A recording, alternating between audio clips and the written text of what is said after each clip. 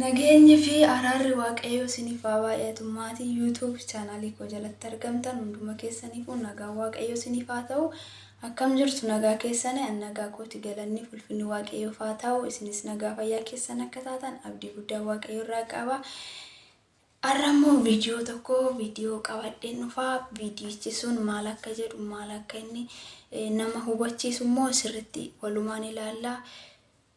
Warri maatii koo taatanii jirtan laayik gochuudhaan na jajjabeessaa isin jedha. Warri maatii koo hin taane immoo sabiskiraayib gochuudhaan maatii taatan natti dabalamaadha. Maaliif yeroo hunda viidiyoo yeroo gadhiise akkasiin bira ga'uuf jechuudha. Kanaaf kallattumaan gara viidiyootti tancaa laayik, koomentii, sabiskiraayib gochuudhaan hin dagatinaan isiniin jedha. Turtiin keenya walumaan haa ta'u nagaadhaan naa tura. Viidiyoo qabadheen dhufa. Qoy har'a kanas siin jechuu barbaadu. Meegisee tokko gurra qabattee gurri keessi dhagee waan tokko sitti mana dhaggeeffadhu shi. Tole na gaafadhu waan na barbaadde deebisuudhaaf anis qophiidha. Tole anis gaafinsi gaafadhu ati yeroo hundi jechuudha. Shaashii mataate xaxattaa uffata koototaa yoomuu faashinii hordofsiitu yoomuu gammaddee jiraata lafa kanarratti amma yoomitti xiqqoo ati kootootuma kana lafa keessatuma jechuudha. Akka namaatitti uffata faashinii uffattee uffata gabaabaa wiigii mataatti godhattee chaapstikii godhattee yoomuu deemta qoyati yoomuu siidaa barti maaliifin gisee hunda akkamatti uffata haadholiin keenya uffatta shaashii mataarraa siin bu'u bakka wannati gootu hundinuu warra kinoo warra duratti jechuudha. Isaaniin garaagarummaa tokkollee hin qabdooti. Maaliif garuu? Tole anis gaafin gaafatame deebisuudhaaf qophiidhas nan deebisa.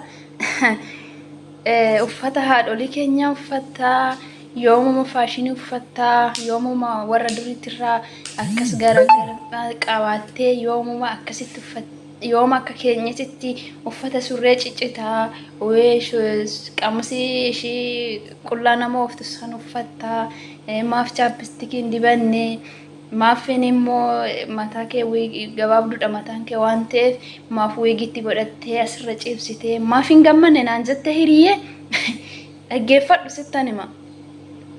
Ati ishiin qullaa deemtutuun ishii faashinii hordoftutun foon kee gammachiisaa jirta malee lubbuu kee gammachiisaa jirtu. Kanaaf dogoggorta jirtaatiyyuu dogoggora kee immoo yoo akkam jedhe sittan hima dhaggeeffadhu. Ati lafa kanarratti jechuudha. Foon keetiif maal jetti hinduuta jechuu keetisir moo maal jechuu barbaaddetti? Nama lafa kana jiru lafa kanarra jiraadhutti zanaa fataa jedhee jiraachuun barbaada. Maaliif faashinii kee hordoftee har'a sirriitti gammaddee hiriyoonni keemee kara magaalasitti yeroo baatee ijoollee baay'een isaanii jechuudha uffanni isaan uffata jedhanii gabaabduu kan uffatanii surree ciccitaa faashinii dhufisan uffatanii yeroo deeman ati gini yeroo hunduma jechuudha koototuma kee kana godhattee deemta. Maaliif garuu maaf nama hin taaneeti yoomuma nama taatee argamta qoy. Laali obboleettii koo waan siin galee tokkotu jira. Ati daandii namni qabattee deemte allayyaatti badaa jirta. Dhaggeeffadhu hanga dhumaatitti sittan hima hamma obbolummaa hamma hiriyyummaa jechuudha. Namni namni dhalatee too garaa tokko ba'eedha fi miti obbolummaa kan walirraa qabu wajjinis guddachuunis obbolummaadha. Annaa kanaaf sin gorsa dhaggeeffadhu hamma hiriyyummaa hamma wajjin nyaanna hamma wajjin hin dhugne jechuudha.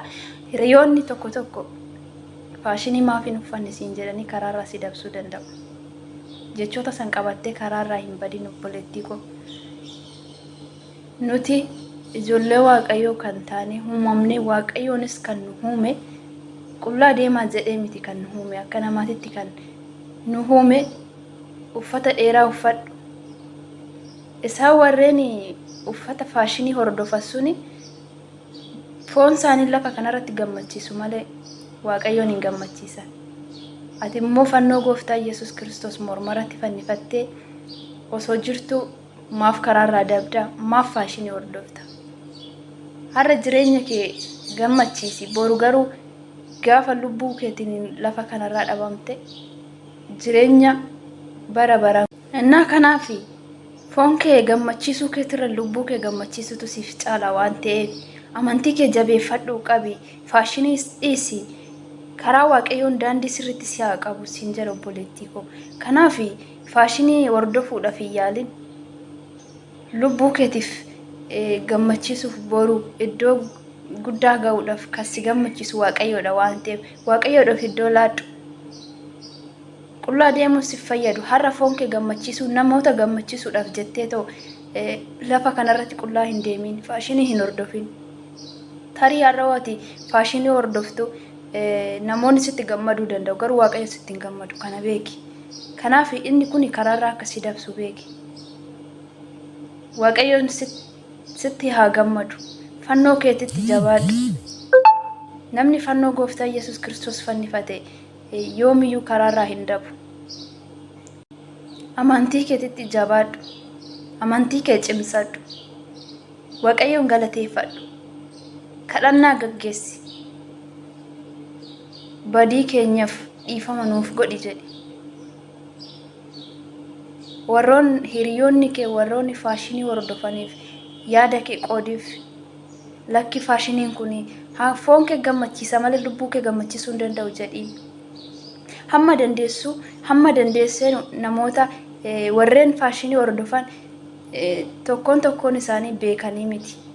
Gini har'a waan isaanii gammachiisuuf gammanneetuma jiraanna jedhanii akkas gochuu danda'u. Kanaaf immoo waan beektuun waan sitti fakkaateen qoodiif.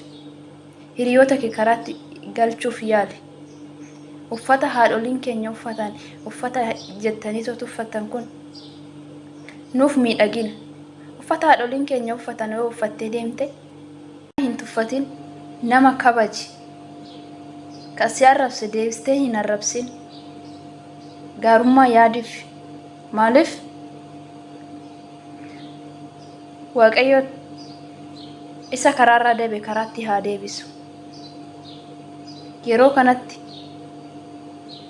eenyumtiyyuu lafa kanarra kan jiru namni waaqayyoon hin qabne nama jiraa miti, du'aadha jedhii fudhadhu. Namni amantii hin qabne lafa kanarratti jireenyi isaa jireenya gubaati. Kanaaf obboleettii koo jireenya gubaatti hin seenin. Daandii sirrii qabadhu. Namaaf waan gaarii hawwi malee waan badaa hin hawwin.